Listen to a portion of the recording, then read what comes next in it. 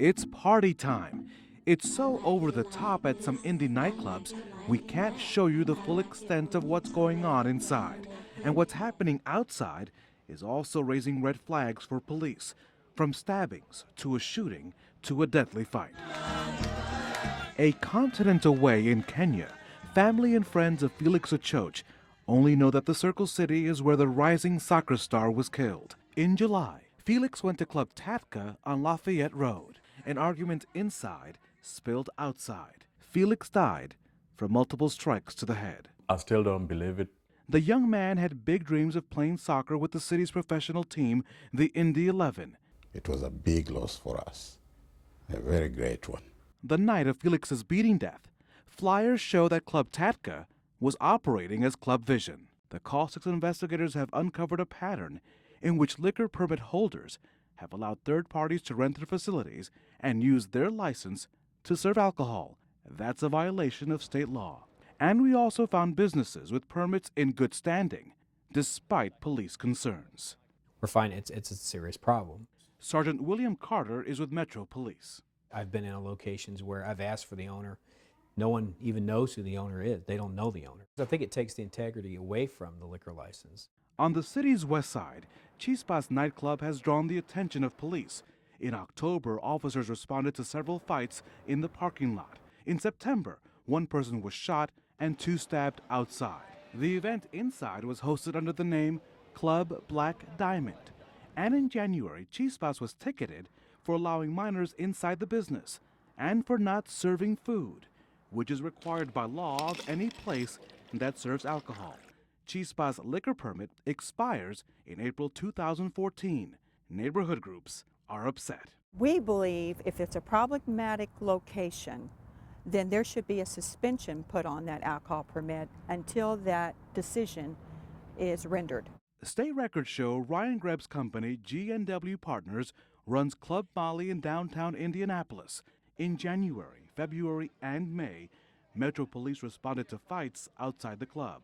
On top of that, G&W Partners continues to hold a state-issued liquor permit, though Greb is on a payment plan to repay $79,000 in sales taxes. Two charges there. It's a PC warrant. After deputies went to his home to arrest him in connection to an alleged forgery on his liquor permit application, "We're not going away. We've got a warrant for this address." Greb turned himself in. The Department of Revenue closed Club Molly and the company's Beale Street Bar, where they removed boxes of documents. G&W Partners is still a liquor permit holder. We keep documenting, and then when that renewal comes up, of course, we have a very large case.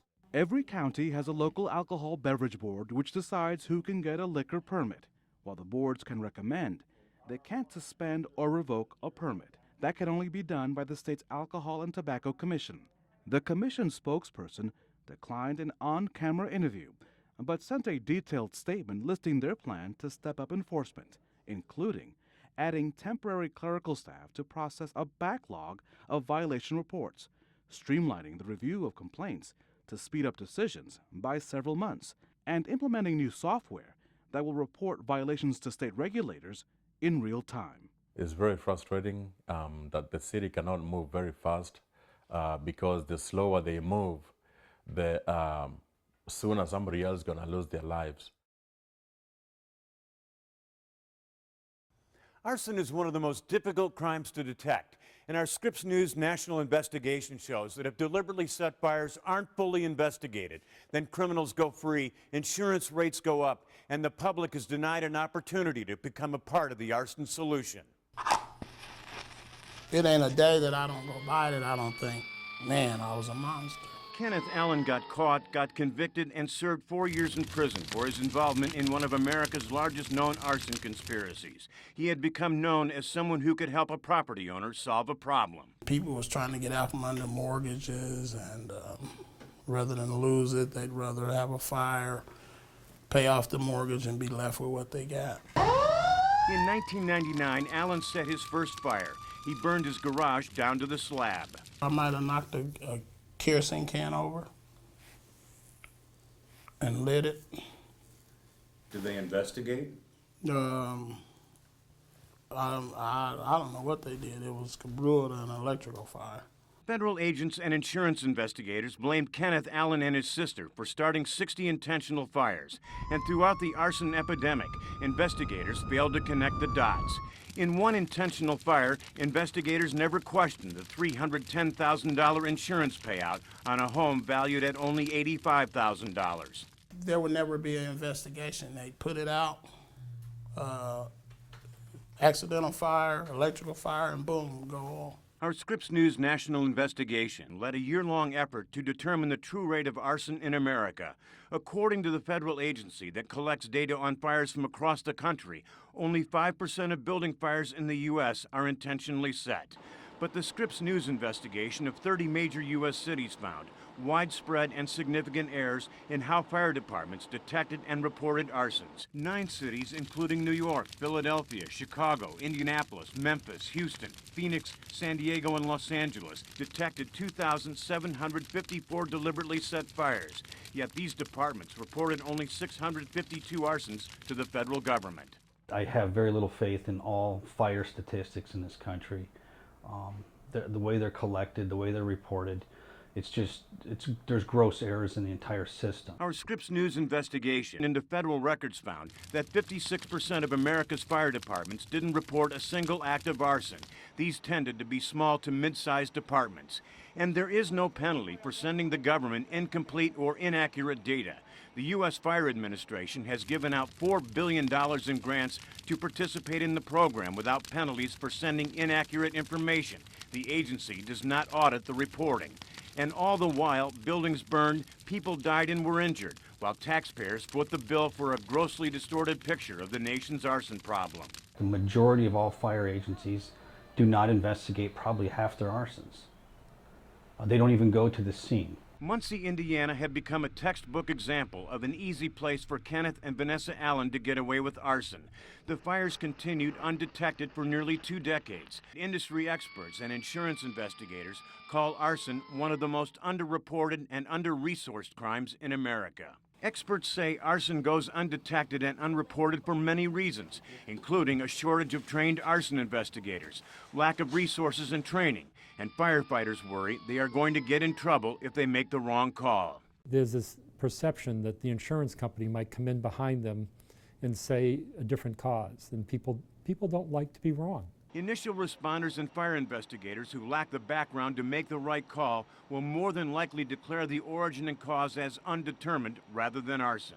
To take a firefighter who's been on the job for 20 years fighting fire and make him an arson investigator, the most technical, difficult crime to investigate at the fire scene, and expect him to be a criminal and arson investigator overnight without intense training, that's a crime in itself.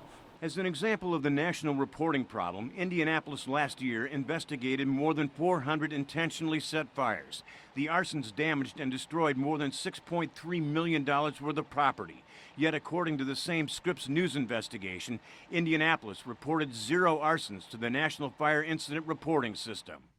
Insurance companies base their rates on dollar losses and not on the number of intentionally set fires. Even someone who has never had a fire in their lifetime will pay higher premiums to cover the fraud of others. I'd say every insurance premium you pay in the first couple $100 are to fight fraud. The National Association of State Fire Marshals will release a report early next year with recommendations on how to close the gap in fire investigations and reporting. This with the belief that greater public awareness might reduce the risk of someone using arson to profit at the public's expense. Rather than lose their house, they do that. And it's still happening. I mean, you got to be realistic. It's still happening. For Scripps News, I'm Jack Reinhardt. These specially trained dogs are deployed every day inside Indiana prisons, and they're sniffing only for cell phones tucked inside inmates' cells.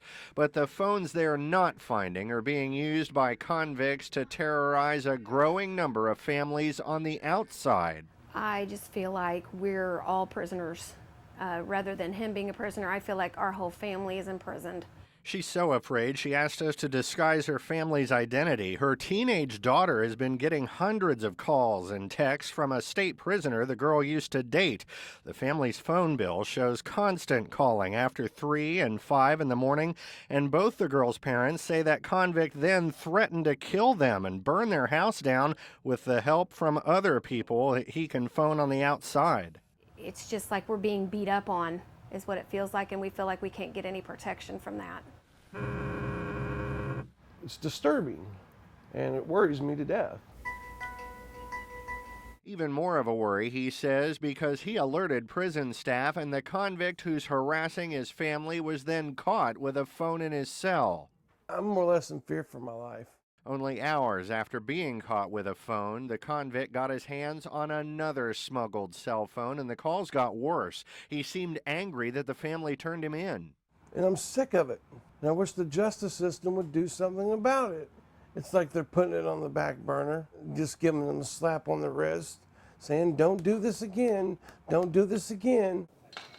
But Indiana Department of Correction leaders say they acted fast because they know that guards and the rest of us are in danger when convicts get a hold of cell phones. It's a big deal. We recognize that it is that, so we're not turning our head or keeping our head in the sand about it. Department of Corrections' Doug Garrison says more than 900 phones have been seized inside prisons so far this year. There were 2,500 found in state prisons each year in 2011 and 2012. We feel in the Department of Correction not defensive at all about the fact that, yes, phones are still making it in, but we're taking immense efforts to try to stop it. But now prison bosses tell the Call 6 investigators they're getting a new complaint every week or two about inmates using those phones to harass people on the outside, even posting on Facebook and other social media. That's a growing concern at the Julian Center, where they counsel victims of domestic violence and rape. Crime victims are now being warned that abusers may be calling or Facebooking from prison. That is, of course, something that, our survivors don't want to have. They don't want to be re-victimized. Prison leaders tell us they're stepping up searches of trucks, and some of the phones are coming in with supplies, and others come in like this, hidden inside a visitor's body, wrapped in tape. A smartphone that can log onto the internet and Facebook can sell for $3,900 in prison. Prison search teams tell us they're constantly surprised by where these dogs are finding phones, inside TVs and other electronics, or squished down into peanut butter jars. A lot of times in with food. In with food is one of the more popular places. Prison officials say 27-year-old convicted robber Zach Whitty was behind the harassment. He's been transferred, and he lost prison privileges for it when this Indianapolis family complained on him and he was caught with a phone. The calls may have stopped for now, but with smugglers bringing so many phones into prison, this family's afraid the phone will start ringing again any minute. They're affecting real families. It's hurting people.